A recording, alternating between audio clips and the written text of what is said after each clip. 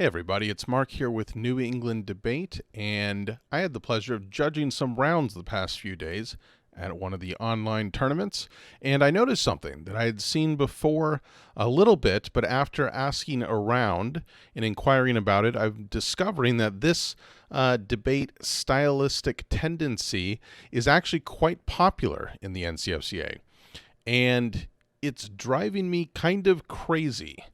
Before I get into that, make sure, first of all, to subscribe to this YouTube channel. I'm going to be trying to release more and more videos helping you out with speech and debate. And please go to newenglanddebate.com to see the classes that I am offering for the spring semester or to inquire about coaching. Now, what is this thing that I am talking about, the stylistic thing? It is essentially reorganizing the round every speech. And it's really bad and it's really annoying to a judge like me who wants to flow the round. So let's first start by thinking about what flowing is and why it's really awesome and helpful. Flowing is a great way of taking notes in the debate round for two reasons. One, it's just organized. Now, any organized system of note-taking could work in a given situation, but flowing is organized specifically for the purpose of a debate round. And there are two principles at play. First of all, with a flow, each column is its own speech. You probably know this if you learned about flowing.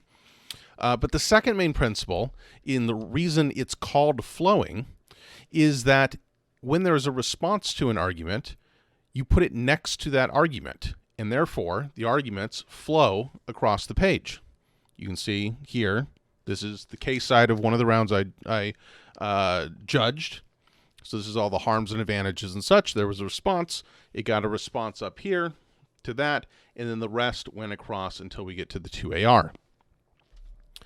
That's why it's called flowing, so you can keep track of it. And the cool thing is, not only is it an easy way to keep track of things in the debate round, but at the end of the round, for the judge, you essentially have a diagram of the entire debate round. You can see everything and the way it connects to everything else, and that helps you as a judge decide the debate round. So it's beneficial for people participating in the debate, and it's good for judges in helping make a decision without losing information as much as possible. Flowing's awesome. What I'm seeing, what I saw judging and observing at this last tournament, and what I asked around about and confirm that many people are doing this, is essentially anti-flow. It is a way of organizing a debate speech that is in opposition to the principles of flowing. And that's why I think it's really bad and you should not do it. Not bad in like an actually bad way, but bad strategically for helping the judge keep track of the round, and bad for just because it obscures things. It's not organized, it's not clear, it hides information rather than revealing information. So this is what I'm talking about. Let's suppose it's a normal 1AC and a normal negative split. You have 1AC, it's got some harms, it's maybe got an advantage or two, it's got other stuff in there. You're flowing it along. Now, I do 2 pages with my flow. I think that's pretty standard. Maybe not. Maybe I'm really out of touch on what's going on in the NCFCA and Stoa. I've seen people do 3 pages. 1 page tends to get a little crowded in my estimation. I do 2 pages. I do the first page, which is the case side, and the second page is the plan side, or off case. Plan side, off case is this different terminology for the same ideas, pretty much. And then I'm ready for a regular negative split where the 1 intakes case side, 2 intakes plan side or off case. Or it's just a handy way for me to keep track of what's going on. Where's the harm attacks or the significance attacks or inherency, and where's the solvency and disadvantages. That's not super important. What I'm seeing is the 1 in comes up, and they say something to the effect of, I have 5 arguments to this speech. And then they say, my first argument is, and they give me a tag. Now, the reason I'm saying that this style, this reorganization, so in other words, by reorganization, I mean they're not referencing anything that happened in the 1AC. By reorganizing, this is anti-flow because immediately as an observer or a judge, I have a conundrum. They are giving me a number and a tag. And in debate, a number and a tag is code that says, hey, write this down. Everyone should be writing this information down. That's literally what a tag is, and the number is kind of a code to saying, okay, this is definitely write this down. The tag is forthcoming. But I don't know where to write it down. The principle of flowing is that I need to write things down next to what they're related to. If it's a disadvantage, I'm going to put that on the off case or the plan side on that sheet of paper. If it's related to a harm or an advantage, or if it's topicality, which I flow across from the definitions, or if it's in response to the value or the framework, or the goal or criterion, whatever people call it, I put it across from that thing. But if you just give me, I have an argument and a tag, and you give me a tag for it, I don't know where I'm writing that down. And now I have to sit there and figure out what kind of argument it is, and then I have to rush to write the tag in the appropriate spot once I've figured out what kind of argument it is, because you haven't told me.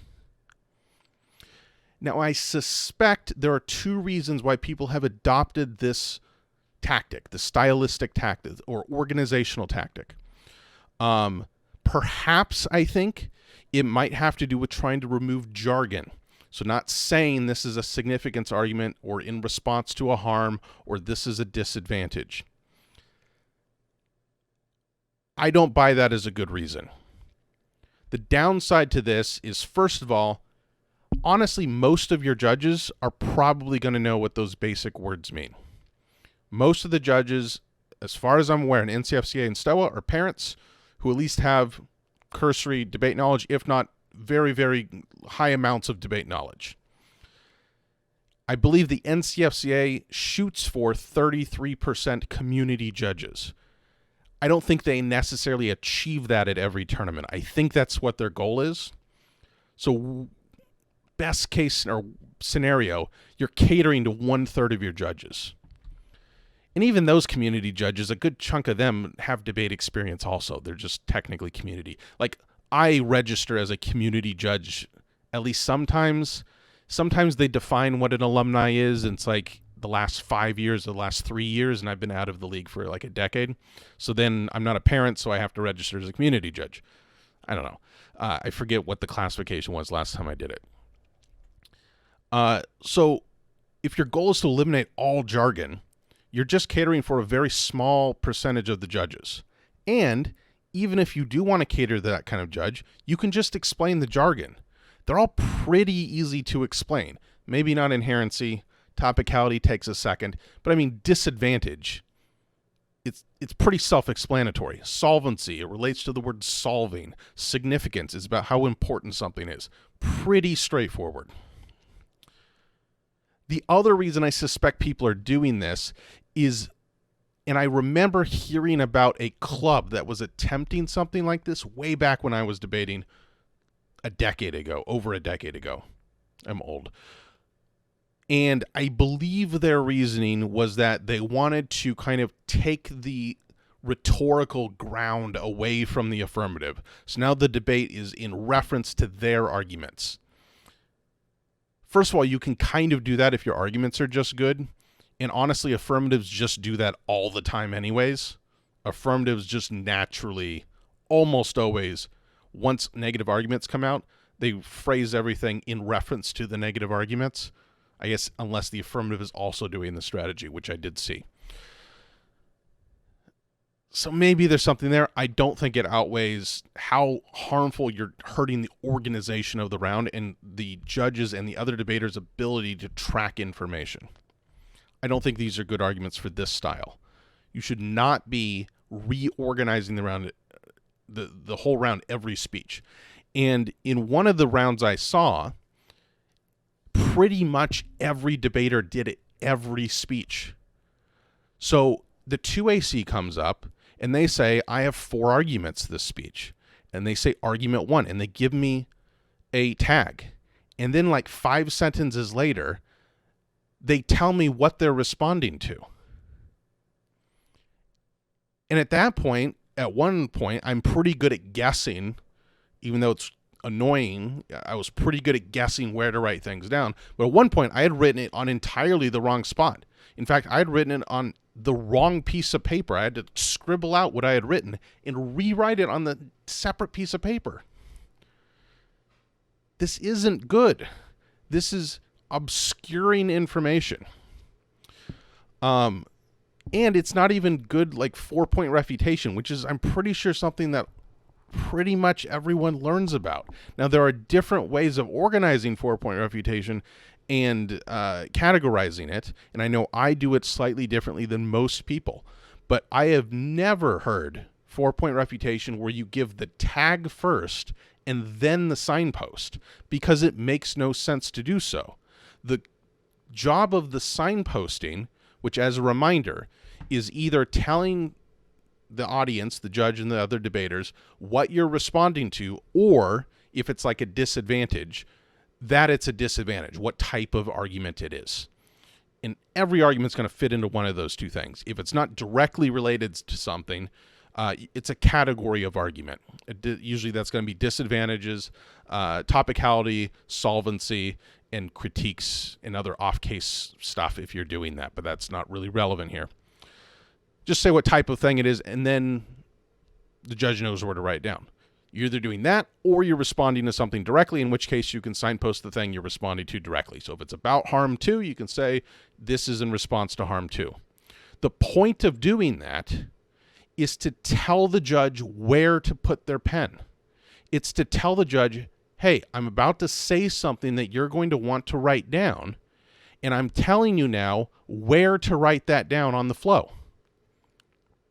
And then you give the tag. And the tag's saying, hey, this is what you should be writing down in that spot I just told you to write it in. Everything that you're doing in 4-point refutation, the reason this exists is that you are like in an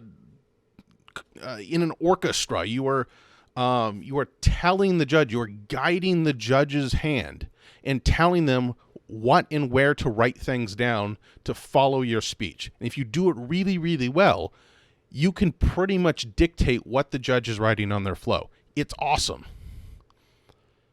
And when you're doing that, you have a much higher likelihood that the judge isn't going to forget one of your arguments or a critical bit of information. However, if you're putting your tag first and then you're signposting sometime in the middle of the argument, it could get all confused. And then if everyone's doing that, it compounds because no one's saying anything in relation to anyone else, or they are too late once the judge has already written it down, perhaps in the wrong spot. Like in the round I judged, one of the rounds I judged in particular, it was really infuriating me. I'm not upset. The debaters were very, very good. And please don't go try to figure out what round I judge. I'm only going to talk about this kind of thing if it's broadly pervasive. If it's just a thing that I think needs to be fixed for the specific debaters in that debate round that I haven't seen broadly elsewhere, I will just write it on the ballot. I'm not going to make a video about something that only pertains to like one team. That would be mean and dumb. I'm saying this because it's the most recent example, but I have seen this and I've been told that this is very popular.